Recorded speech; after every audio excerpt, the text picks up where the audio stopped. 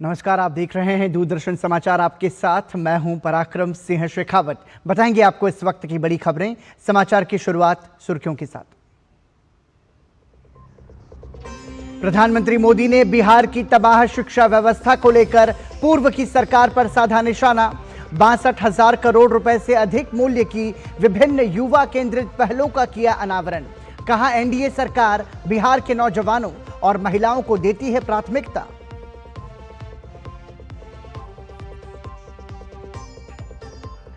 प्रधानमंत्री मोदी ने उद्योग उन्मुख पाठ्यक्रमों और व्यावसायिक शिक्षा को बढ़ावा देने के लिए बिहार में जननायक कर्पूरी ठाकुर कौशल विश्वविद्यालय का किया उद्घाटन। 4 विश्वविद्यालयों में नई शैक्षणिक और अनुसंधान सुविधाओं की रखी आधारशिला।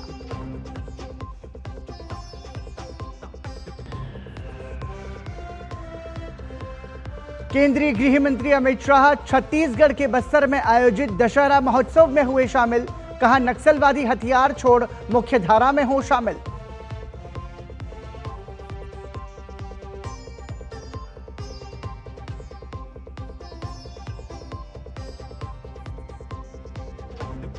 वित्त मंत्री निर्मला सीतारमण ने राष्ट्रव्यापी जागरूकता अभियान के तहत आपकी पूंजी आपका अधिकार कार्यक्रम का किया शुभारंभ। कहा, अवेयरनेस, एक्शन और एक्सेस है जरूरी।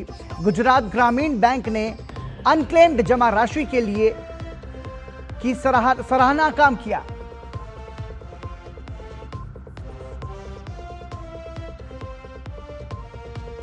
और मुंबई में 26/11 हमले पर मनीष तिवारी और पी चिदंबरम के बयान पर भाजपा ने कांग्रेस पर साधा निशाना। हमले के बाद पाकिस्तान पर कार्रवाई न किए जाने के लिए सोनिया गांधी को ठहराया जिम्मेदार।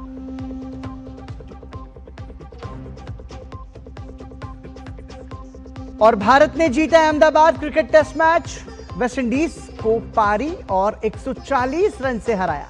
2 मैच की सीरीज में बनाई 1-0 की बढ़त। सुर्खियों के बाद खबरों पर नजर विस्तार से। प्रधानमंत्री नरेंद्र मोदी ने 62,000 करोड़ रुपए से अधिक मूल्य की विभिन्न युवा केंद्रित पहलों का अनावरण किया। उन्होंने युवाओं को कौशल प्रदान करने की एक ऐतिहासिक पहल के अंतर्गत 60,000 करोड़ रुपए के निवेश से देश भर में 1,000 सरकारी आईटीआई के उन्नयन के लिए पीएम सेतु का शुभारंभ किया। आज पीएम सेतु योजना की शुरुआत की गई है। देश भर में हमारे 1,000 से ज्यादा आईटीआई इंस्टीट्यूशंस को इसका फायदा होगा। पीएम सेतु योजना के माध्यम से इन आईटीआईज को अपग्रेड किया जाएगा।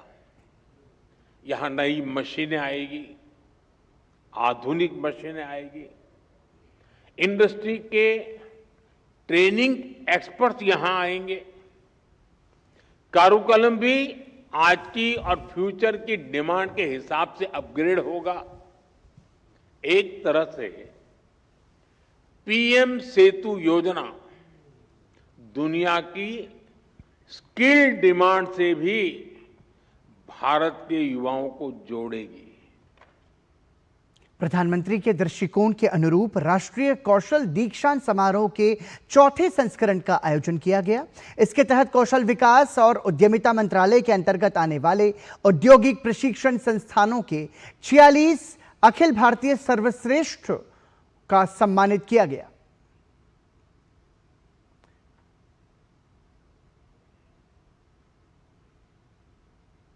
प्रधानमंत्री नरेंद्र मोदी ने बिहार की नवीनीकृत मुख्यमंत्री निश्चय स्वयं सहायता भत्ता योजना का शुभारंभ किया। इससे 2 वर्षों के लिए 5 लाख स्नातकों को 1,000 रुपए का मासिक भत्ता मिलना सुनिश्चित होगा।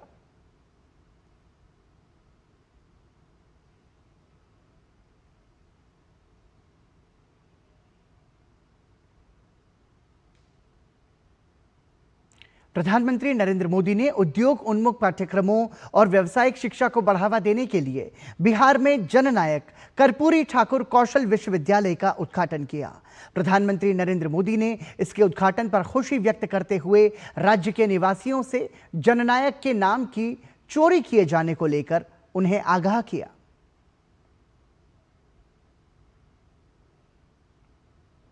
मुझे खुशी है कि आज के कौशल दीक्षांत समारोह में बिहार को एक नई स्किल यूनिवर्सिटी मिली है।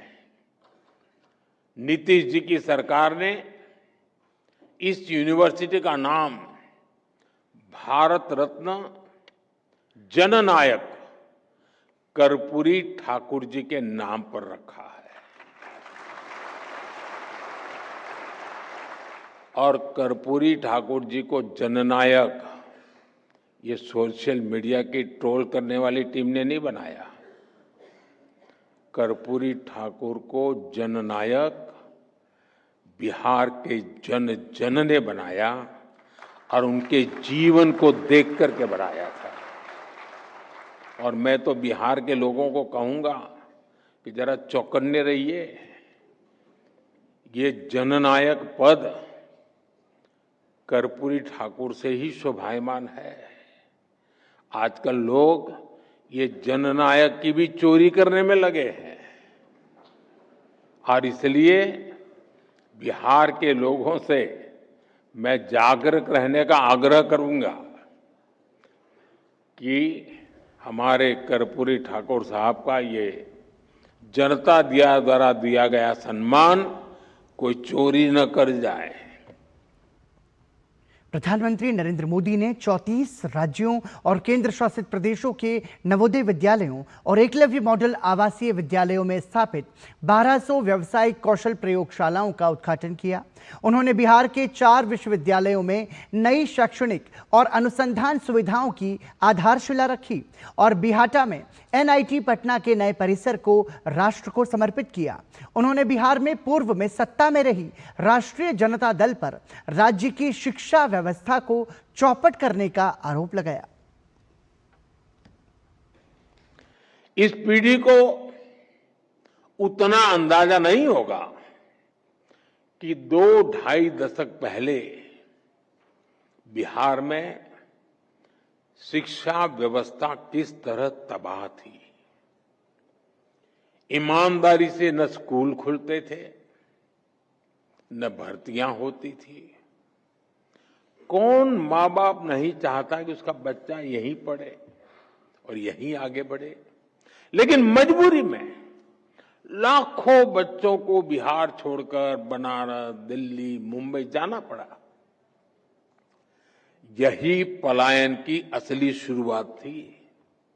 साथियों, जिस पेड़ की जड़ों में कीड़ा लग जाता है उसको फिर से जीवित करना बहुत बड़ा पराक्रम होता है। आरजेडी के कुशासन ने बिहार की हालत उसी पेड़ की तरह कर दी थी। सौभाग्य से बिहार के लोगों ने नीतीश जी को सरकार का दायित्व सौंपा और हम भी सभी साक्षी हैं कि कैसे एनडीए की पूरी टीम मिलकर बिगड़ी हुई व्यवस्थाओं को फिर पटरी पर लाई। और केंद्रीय वित्त मंत्री निर्मला सीतारमण ने आज गुजरात के गांधीनगर में राष्ट्रव्यापी जागरूकता अभियान आपकी पूंजी आपका अधिकार का शुभारंभ किया। वित्त मंत्री ने कहा कि हम प्रधानमंत्री नरेंद्र मोदी के नेतृत्व में देश की जनता के धन का सुरक्षित रखने के लिए कई योजनाओं पर काम कर रहे हैं, जिसमें हमारा पैसा आपका अधिकार और उद्गम पोर्टल भी एक बड़ी योजना है। सरकार के प्रयास जनता के लिए कितने कारगर और पारदर्शी हैं, आप इसका अंदाजा इसी बात से लगा सकते हैं कि उद्गम पोर्टल भारतीय रिजर्व बैंक द्वारा विकसित एक ऑनलाइन प्लेटफॉर्म है जो ग्राहकों और उनके कानूनी उत्तराधिकारियों को कई बैंकों में अपनी बिना दावे वाली अनक्लेम्ड जमा राशि खोजने और उनका दावा करने में मदद करता है। ये पोर्टल विभिन्न बैंकों के अनक्लेम्ड जमा खातों के डेटा को एक ही स्थान पर एकीकृत करता है, जिससे लोगों को अपने भूले हुए या लावारिस बैंक खातों का पता लगाना और उन्हें वापस पाना आसान हो जाता है। The rightful owners and claimants of those funds and hand the money over to them. It is their money. The RBI has created the Udgam portal. So it is moving from one unclaimed area to another area which is holding this unclaimed deposit and remains there passively. But actually the true claimant is not able to lay his hand on his portion of that unclaimed money. कुछ समय पहले P Chidambaram ने एक interview में कहा था कि 26/11 हमले के बाद जो निर्णय लिया गया कि पाकिस्तान पर किसी प्रकार का हमला नहीं किया जाएगा, वो विदेशी दबाव में लिया गया था। इस बात को कांग्रेस के नेता मनीष तिवारी ने भी स्वीकार किया। अब भाजपा कांग्रेस के इस बयान पर हमलावर है और भाजपा प्रवक्ता संबित पात्रा ने पलटवार करते हुए कहा कि ये सोनिया गांधी के दबाव में लिया गया। सोनिया गांधी ने भारत को झुकाने का काम किया था। कांग्रेस के वरिष्ठ नेता नटवर सिंह ने अपनी आत्मकथा में लिखा है कि उस समय की सरकार में अमेरिका से पूछकर यह तय किया जाता था।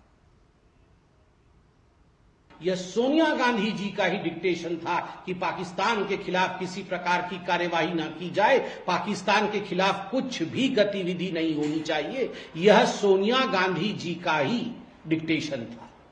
मुझे तो आश्चर्य होता है कि भारतवर्ष जिसमें अदम्य साहस, अदम्य शौर्य है, उसके बावजूद भी सोनिया जी ने हिंदुस्तान को झुकाने का काम किया और पाकिस्तान को पनाह दिया। बिहार विधानसभा चुनाव 2025 की तैयारियों का जायजा लेने के लिए मुख्य चुनाव आयुक्त ज्ञानेश कुमार, चुनाव आयुक्त विवेक जोशी और एसएस संधू की टीम बैठक कर रही है। मुख्य चुनाव आयुक्त ज्ञानेश कुमार की अध्यक्षता में यह बैठक हो रही है। आज चुनाव आयोग ने बिहार के सभी 12 मान्यता प्राप्त राजनीतिक दलों के साथ बैठक की। इसमें 6 राष्ट्रीय पार्टियां, आम आदमी party, Bahujan Samaj party, Bharatiya Janata party, मार्क्सवादी कम्युनिस्ट पार्टी, कांग्रेस और नेशनल पीपुल्स पार्टी के अलावा राज्य की पार्टियों में CPI-ML, liberation, Janata Dal United, लोक जनशक्ति पार्टी रामविलास, राष्ट्रीय जनता दल, राष्ट्रीय लोक जनशक्ति पार्टी और राष्ट्रीय लोक समता पार्टी शामिल रही। इस बैठक में चुनाव आयोग की टीम ने राजनीतिक दलों के प्रतिनिधियों से मिलकर उनके सुझावों पर विचार विमर्श किया। बिहार विधानसभा चुनाव की तैयारियों को लेकर पटना में राजनीतिक दलों के साथ होने वाली चुनाव आयोग की बैठक में दलों ने आयोग को अपने अपने सुझाव दिए।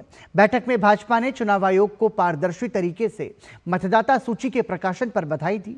बिहार भाजपा अध्यक्ष दिलीप जायसवाल ने बताया कि मतदाताओं में आत्मविश्वास जगे, इसके लिए चुनाव आयोग के 1-2 दिन पहले पिछड़े समाज, अति पिछड़े समाज के गांवों में अर्धसैनिक बल का मार्च कराने का आग्रह किया गया।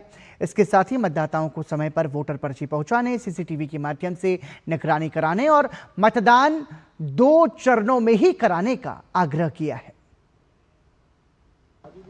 जो बिहार में चुनाव हो रहा है, चुनाव के 1 दिन पहले या 2 दिन पहले पैरामिलिट्री फोर्स जो हमारे पिछड़े समाज, अति पिछड़े समाज, दलित समाज का गांव है, वहां पर उनका जो है पैरामिलिट्री फोर्स का उपलब्धता और उनका जो है वहां पर मार्च कराया जाए। हम लोगों ने अनुरोध किया है कि जो मतदान है वो 1 से 2 फेज में, 2 फेज तक में करवा लिया जाए। केंद्रीय गृह मंत्री अमित शाह अपने छत्तीसगढ़ के दौरे पर हैं। बस्तर पहुंचकर गृह मंत्री ने सबसे पहले दंतेश्वरी मंदिर में देवी की पूजा अर्चना की। बस्तर दशहरा पूरे विश्व में प्रसिद्ध है।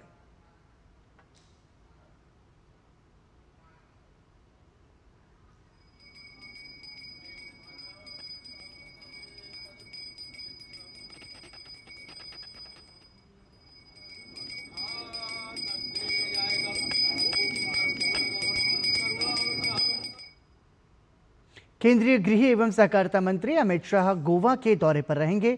शाम को वो गोवा सरकार की माझे घर योजना और अन्य विकास कार्यों का लोकार्पण और शिलान्यास करेंगे। माझे घर एक व्यापक योजना है जिसमें सरकारी और सामुदायिक स्वामित्व वाली भूमि पर स्थित घरों के नियमितीकरण समेत विभिन्न पहल शामिल हैं।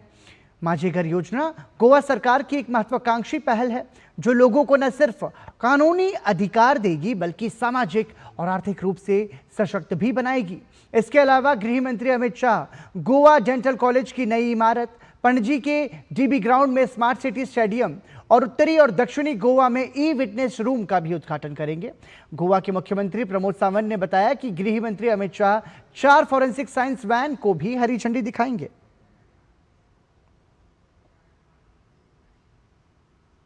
गोवा के मुख्यमंत्री प्रमोद सावंत ने इस पहल को विकसित भारत विकसित गोवा की दिशा में एक ऐतिहासिक कदम बताया। उन्होंने गृह मंत्री अमित शाह के दौरे से पहले श्यामा प्रसाद मुखर्जी स्टेडियम में तैयारियों का जायजा लिया।